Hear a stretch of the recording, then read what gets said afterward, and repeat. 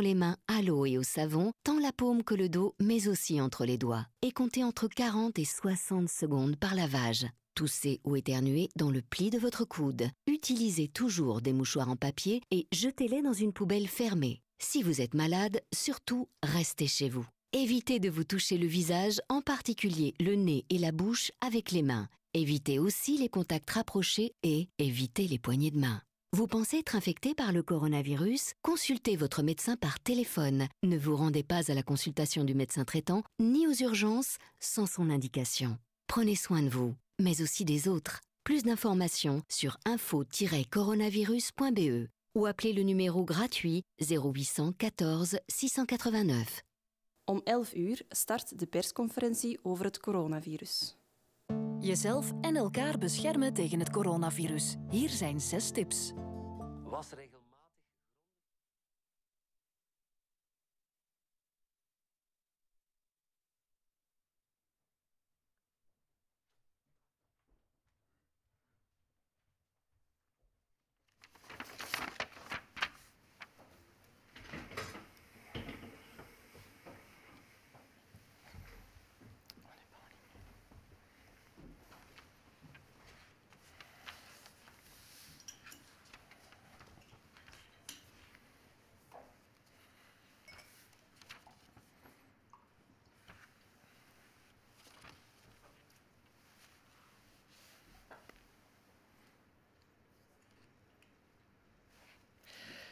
Mesdames et messieurs, bonjour. Bienvenue ce jeudi pour un nouveau point de la situation au niveau de la pandémie, mais également au niveau des mesures qui sont d'application dans notre pays. Et je vais tout de suite céder la parole à Emmanuel Landry. Bonjour à tous, goedemorgen iedereen. Nous faisons aujourd'hui le point sur la situation d'hier, du 25 mars. La situation dans les hôpitaux est la suivante. 128 personnes ont pu quitter l'hôpital. 536 personnes sont rentrées dans l'hôpital dans le cadre d'une infection à coronavirus. Cela porte au total, aujourd'hui, dans les hôpitaux, à 2652 personnes hospitalisées. Parmi celles-ci, 605 personnes sont aux soins intensifs. Pour la journée d'hier, ça représente 131 personnes qui sont rentrées dans les soins intensifs. Et parmi ces 605 personnes, 420 nécessitent une assistance pour respirer. C'est une augmentation de 98 personnes par rapport à la journée d'hier. Hier également, nous avons eu 42 personnes qui sont malheureusement décédées, ce qui porte à 220 personnes le nombre de personnes décédées depuis le début de l'épidémie. En ce qui concerne les tests de laboratoire réalisés, nous avons 1298 nouveaux patients qui ont été testés positifs pour le Covid-19. Parmi ceux-ci, 857 en Flandre, 164 à Bruxelles, 256 en Wallonie et pour 21 personnes, les chiffres doivent encore être consolidés. Cela porte pour la Belgique à 6235 cas d'infection confirmés par un diagnostic de laboratoire et comme vous le savez, ce chiffre est une sous-estimation du nombre de personnes qui sont actuellement infectées, car nous savons que de nombreuses personnes sont infectées mais peuvent rester chez elles, ne nécessitent pas une hospitalisation. Alors, aujourd'hui, nous voudrions faire passer quelques messages. La première, c'est par rapport à la durée des mesures qui devront être appliquées. Il y a une règle simple, c'est que si les mesures sont à moitié appliquées, le temps nécessaire pour qu'elles aient un effet sera 2 fois plus long. Et donc c'est extrêmement important que chacun, de façon solidaire, applique l'ensemble des mesures, car si nous avons une adhérence à ces mesures qui est totale dans la communauté, eh bien ces mesures seront par définition plus courtes. Ces mesures, comme vous le savez, elles reposent sur 2 principes. Premièrement, cette distanciation sociale, ou plutôt physique, c'est-à-dire garder une distance avec les autres quand on est à l'intérieur et aussi quand on est à l'extérieur. Cette mesure, elle repose sur quelque chose de très simple. C'est le fait que quand une personne est malade et contagieuse, eh bien, elle transmet le virus en parlant, en éternuant, en toussant. Et cette distance, la distance sur laquelle ce virus peut être transporté dans des gouttelettes, est par définition relativement courte, 1,50 m. Évidemment, il y a des exceptions, mais quand on maintient cette distance, le risque d'être infecté est très limité. Par contre, le virus peut tomber par terre, peut tomber sur des surfaces, et vous pouvez toucher ces surfaces. Donc c'est pour ça que la deuxième mesure principale qu'on recommande depuis plusieurs semaines, c'est de se laver régulièrement les mains, car quand vous touchez ces surfaces, eh bien, il faut se laver les mains. Et donc, quand on applique ces mesures, porter des gants par exemple, peut donner une fausse impression de sécurité quand on est, en tout cas en dehors des environnements particuliers comme les hôpitaux. Porter des masques, quand on respecte ces règles dans un environnement normal, n'est pas nécessaire non plus. On demande aux personnes qui sont malades, évidemment, de rester chez eux absolument et de porter un masque pour éviter de transmettre la maladie aux autres. Mais les personnes qui sont saines peuvent continuer à ne pas porter de masque. Un dernier message important, c'est que, comme vous le savez, les antibiotiques ne fonctionnent pas contre les infections virales. On répète ça chaque année dans le cadre de la grippe, et ça reste vrai dans le cadre de cette épidémie à coronavirus. Il existe aujourd'hui un certain nombre de traitements qui sont aujourd'hui utilisés dans les hôpitaux dans le cadre de protocoles expérimentaux. C'est-à-dire qu'on a des indices qui disent que ces traitements peuvent fonctionner, mais on doit vérifier que ces traitements fonctionnent, et ces traitements sont donnés en priorité, comme vous pouvez le comprendre, aux personnes qui nécessitent les soins les plus importants. Voilà. Goedemorgen iedereen. Het is tijd voor de dagelijkse update van de coronacijfers. De voorbije 24 uur zijn er 536 bijkomende patiënten opgenomen in onze ziekenhuizen. 128 patiënten hebben gelukkig het ziekenhuis weer mogen verlaten. En dat brengt het totaal aantal patiënten die momenteel opgenomen zijn in onze ziekenhuizen op 2652. Daarvan bevinden er zich 605 patiënten op intensieve zorgen. Dat is een stijging van 131. En 420 patiënten worden beademd. Dat is een stijging met 98. Wij betreuren het overlijden van 42 personen. Dat werd ons gerapporteerd in de voorbije 24 uur. En dat brengt het totaal aantal overlijdens op 220 in België. Betreft het aantal positieve testen. De voorbije 24 uur hebben bijkomend 1298 mensen positief getest voor het coronavirus. Het merendeel daarvan waren personen uit Vlaanderen, 857 meer bepaald. En 256 personen uit Wallonië, 164 uit Brussel en 21 van nog onbekende origine. Dat brengt het totaal aantal mensen die positief getest hebben in België op 6.235. Nogmaals, dat is een onderschatting van het totaal aantal gevallen.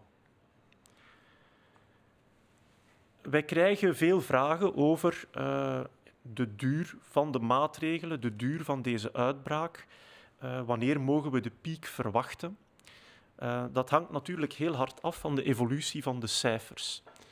De modellen die wij volgen, die voorspellen dat we een piek mogen verwachten ergens rond begin april. Maar dat is op voorwaarde dat we met z'n allen onze contacten met 50% gereduceerd hebben. We weten niet zeker met hoeveel procent we onze contacten gereduceerd hebben. Misschien is dat meer, misschien is dat minder. Als dat meer dan 50% is, kan die piek wat vroeger vallen. Is dat minder dan 50%, dan zal die wat later vallen en duurt de uitbraak ook langer. We moeten ook goed beseffen dat eenmaal we een piek bereiken, dat we dan nog maar aan de helft van de uitbraak zitten. Er gaan er nog een aantal heel moeilijke weken volgen nadien. We zouden ook nog eens willen herhalen hoe het virus precies overgedragen wordt. In de eerste plaats gebeurt de overdracht van het virus via druppels die uit onze mond en onze neus komen. Die druppels die reiken niet verder dan 1,5 meter en die vallen ook snel neer op de grond. Vandaar dat het belangrijk is dat we een minimumafstand houden van 1,5 meter tegenover elkaar. We moeten er ook aan denken dat die druppels neervallen op voorwerpen die we dagelijks aanraken met onze handen. Op die manier kunnen we onze handen besmetten en met onze handen het virus naar onze mond of neus of ogen brengen. Dus het belang van handhygiëne is echt cruciaal. Dat kunnen we niet genoeg benadrukken. Ten slotte krijgen we ook veel vragen binnen over geneesmiddelen, behandelingen, zaken die de mensen kunnen nemen thuis als ze ziek zijn. En we willen daar benadrukken dat er op dit ogenblik geen enkel geneesmiddel is met een bewezen werkzaamheid tegen het coronavirus. Er zijn verschillende geneesmiddelen die momenteel uitgetest worden in het ziekenhuis, maar dat is in het kader van onderzoek, in het kader van klinische studies. De echte geneeskrachtige werking daarvan moet nog bewezen worden. Het heeft dus geen zin van dat soort producten te gaan zoeken op het internet of zelf te gaan innemen. We willen er ook nog eens op wijzen dat antibiotica geen zin hebben voor de behandeling van een virale infectie. Dank u.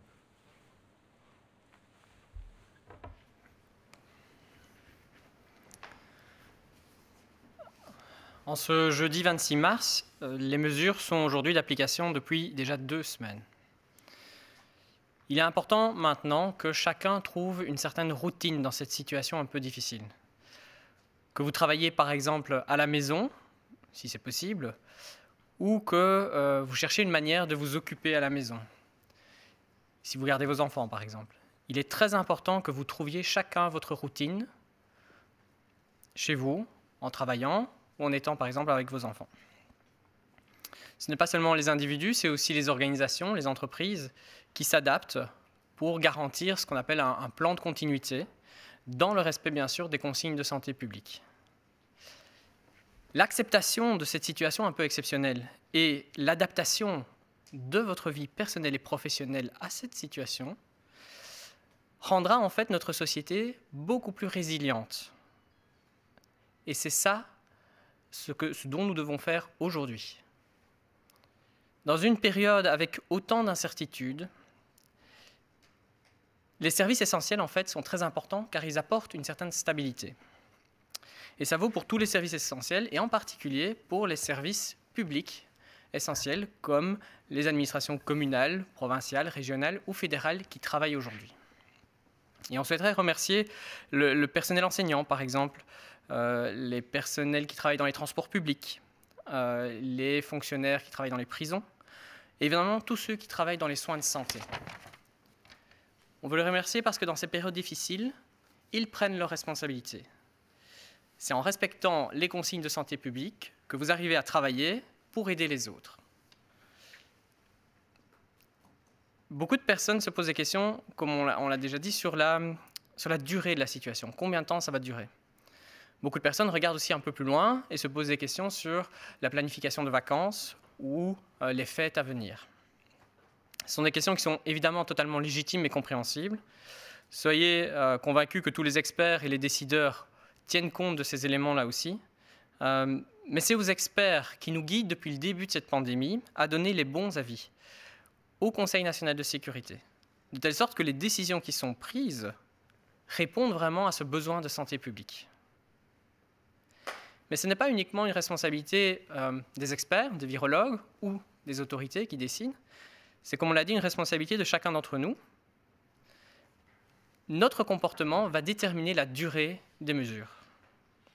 Si les mesures ne sont pas respectées de manière solidaire, eh bien, comme on vient d'expliquer, ça peut durer beaucoup plus longtemps. On appelle vraiment chacun à poursuivre les efforts qui sont menés maintenant depuis 2 semaines. Chacun, à son niveau, prend ses responsabilités, accepte la situation, s'organise pour pouvoir vivre dans cette situation délicate. Et je terminerai par le conseil qui reste toujours le plus important pour chacun d'entre vous. Restez un maximum chez vous, prenez soin de vous et surtout des autres. Merci.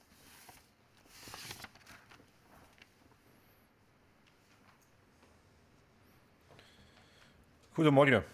De maatregelen zijn al meer dan 2 weken van kracht. Ik denk dat het belangrijk is dat de mensen nu routine vinden in deze nieuwe, niet gemakkelijke situatie. Werk zoveel mogelijk van thuis. Zoek een zinvolle manier om je tijd door te brengen. Het is niet alleen de personen zelf, maar ook bedrijven kunnen zich aanpassen om de continuïteit te waarborgen. Uiteraard met respect voor de regels die we ondertussen allemaal kennen. Het aanvaarden van deze uitzonderlijke situatie en ons aanpassen op professioneel vlak, maar ook op privévlak, zal onze samenleving weerbaarder maken in deze zeer moeilijke periode. In een periode van veel onzekerheid zorgen essentiële diensten voor stabiliteit. Dit geldt in het bijzonder voor de essentiële diensten in de overheidssector.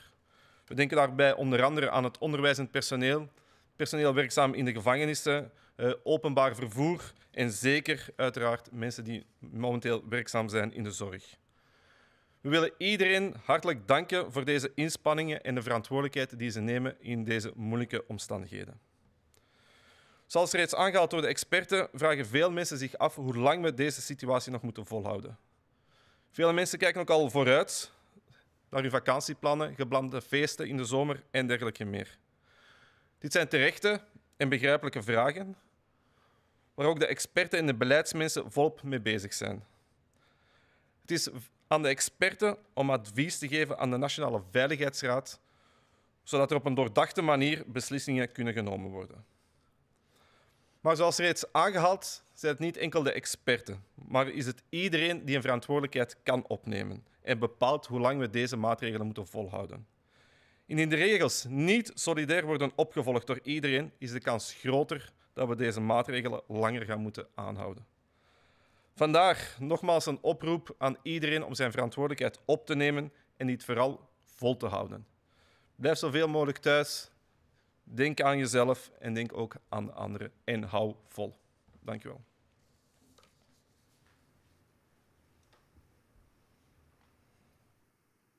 On va maintenant passer à quelques questions qui nous sont parvenues.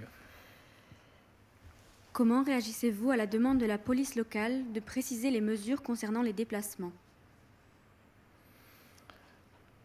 En ce qui concerne les déplacements, les consignes sont assez claires. Vous devez limiter autant que possible vos déplacements aux déplacements essentiels. Allez par exemple au supermarché pour faire vos courses, allez auprès d'un pharmacien, d'un médecin évidemment, ou éventuellement pour aller aider une personne dans le besoin. Vous pouvez également vous déplacer s'il n'est pas possible de télétravailler et que vous allez vous rendre à votre travail en respectant les distances de mesures sociales. Chacun est responsable d'appliquer ces mesures. La police, elle est là sur le terrain pour veiller à ce que tout le monde respecte au mieux cette situation. Et la police est là pour accompagner, mais également pour sanctionner si jamais les gens ne respectent pas ces règles et ces consignes de déplacement essentiels. Hoe reageren jullie op de oproep van de lokale politie om de richtlijnen over verplaatsingen in zeer precieze regeltjes te gieten? Ik denk dat de basisregel heel eenvoudig is. Alle essentiële verplaatsingen zijn verboden. Uiteraard kan u wel naar buiten gaan voor boodschap te doen, hulp te bieden aan mensen die daar nood aan hebben, of kan u gaan werken. De politie is daar om te controleren, maar we rekenen vooral in eerste instantie op het gezond verstand van de mensen. Ik denk dat er nu geen tijd is om creatief aan de slag te gaan met deze maatregelen. Respecteer deze. Het gaat over de volksgezondheid van ons allemaal. Is België klaar om te testen en te traceren na de piek? Wel, we zijn volop bezig met de testcapaciteit te verhogen in België. Daar zijn verschillende aspecten aan verbonden. Dus enerzijds moet de capaciteit van de laboratoria verhoogd worden. En ik denk dat we daar snel grote vooruitgang kunnen maken. We leven in een land waar er heel veel laboratoria zijn. We hebben ook een zeer dens netwerk van onderzoekslaboratoria, farmaceutische industrie en iedereen is bereid om daar rond samen te werken. Dus ik heb daar eigenlijk, ben heel optimistisch in dat we die capaciteit heel erg kunnen opdrijven. Maar er zijn natuurlijk ook andere aspecten. Die stalen moeten afgenomen worden door artsen of verpleegkundigen.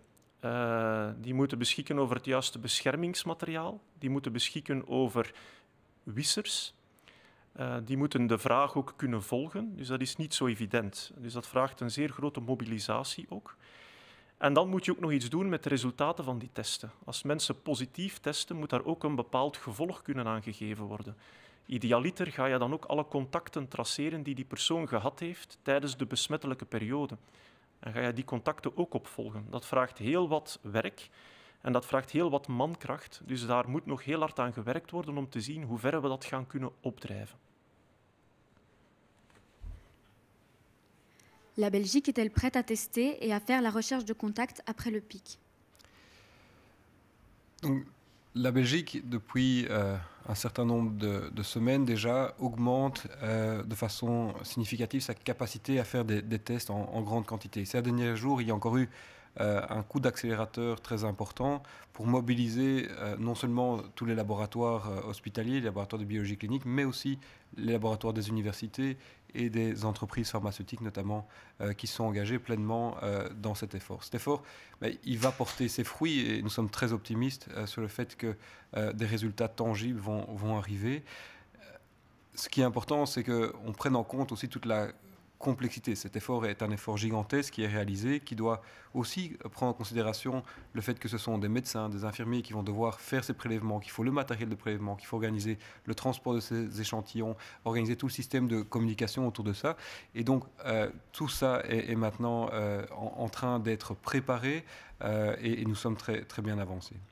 Ce qu'il faudra aussi considérer, c'est que voilà, les personnes qui seront diagnostiquées positives, mais il faudra non seulement avoir une attention particulière pour ces personnes, mais aussi une attention particulière pour tous leurs contacts, car on sait qu'elles ont potentiellement transmis le virus dans leur entourage. Et donc, il va falloir mobiliser aussi des efforts au niveau de la communauté pour aller faire ce qu'on appelle de la recherche de contacts, aller sensibiliser, tester ces personnes.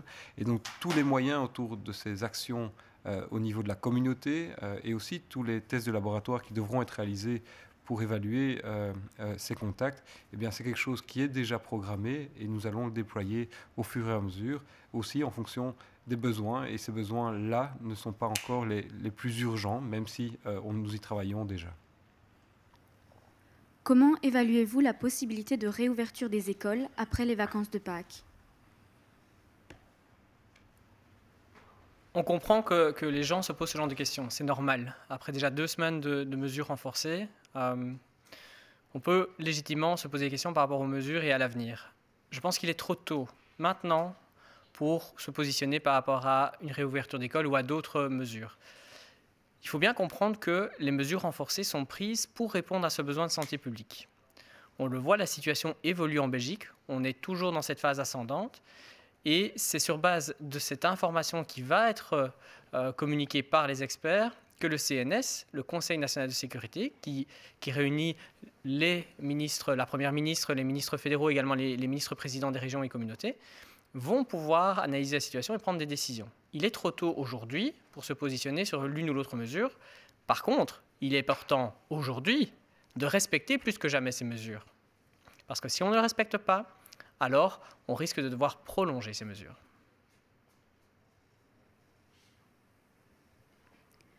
Hoe schatten jullie mogelijke heropening in van de scholen na de paasvakantie? Ik denk dat dat een heel terechte vraag is, waar heel veel leerlingen en onderwijzend personeel mee zitten. Maar ik denk dat het te vroeg is om daar nu al een sluitend antwoord op te geven. De situatie wordt opgevolgd door de experten, door alle betrokken instanties. Op een federale coördinatiecomité. Laat de experten nu hun werk doen, een advies geven aan de Nationale Veiligheidsraad, waar ook de verschillende gewesten aanwezig zijn, om dan een beslissing te nemen, onder andere over het onderwijs en wanneer deze terug zouden kunnen openen. Maar ik denk dat het belangrijk is, wat er juist al ook onderlijnd is, dat wij als burgers ook een steentje kunnen bijdragen door die maatregelen op te volgen en strikt op te volgen. Wat gebeurt volgens jullie het best eerst wanneer de maatregelen stapsgewijs worden afgebouwd?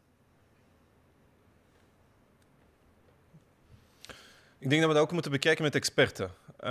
Ik denk niet dat we alles in één keer kunnen loslaten. Het zal stapsgewijs gaan in functie van de evolutie, van de analyses die gemaakt worden in eerste instantie door de experten. En laten we dan naar het advies van de experten luisteren om dan de juiste maatregelen te nemen en eventueel af te schalen de maatregelen die er nu zijn. Maar dat is echt wel vooruitlopen op de feiten. Que devrait-il se passer en premier lorsque les mesures seront peu à peu supprimées? Il est trop tôt aujourd'hui de vous dire comment ça va se passer dans quelques jours, dans quelques semaines. On doit suivre la situation, on doit analyser, voir l'évolution de cette pandémie. Et sur base évidemment de ces experts, de ces virologues qui nous conseillent, le Conseil national de sécurité, l'ensemble des autorités vont alors prendre certaines mesures, aménager certaines mesures. Mais il est trop tôt, sincèrement, aujourd'hui, de pouvoir se positionner sur les réactions qui vont avoir lieu ou les décisions qui vont être prises dans les prochains jours. Au vu des dernières données, peut-on estimer quand surviendra le pic? Au vu des dernières données, on voit que l'épidémie est toujours dans sa phase ascendante en Belgique. Donc nous n'avons pas atteint ce pic. Les projections que l'on peut faire aujourd'hui, en tenant compte du fait que l'ensemble de la population serait mobilisée pour respecter l'ensemble des règles demandées, bien, nous amènerait à un pic dans les prochaines semaines.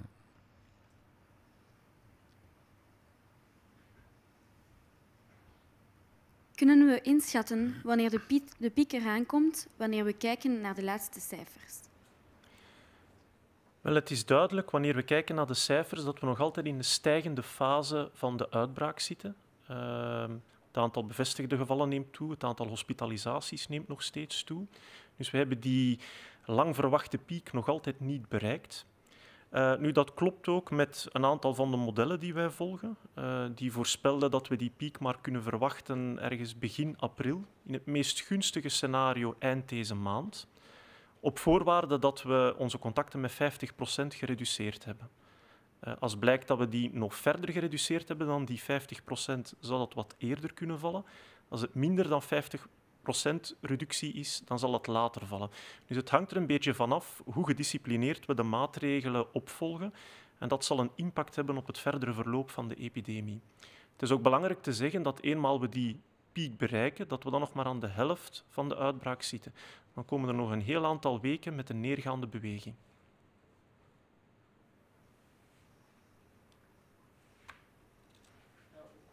Nous vous remercions pour ces questions. Nous vous remercions pour votre présence quotidienne, de nous suivre, de s'informer correctement via notamment ce point de presse régulier. On vous rappelle qu'il est important maintenant de respecter strictement les consignes de santé publique. Soyons tous résilients par rapport à notre vie personnelle et professionnelle et surtout prenez soin les uns des autres. Merci et à demain.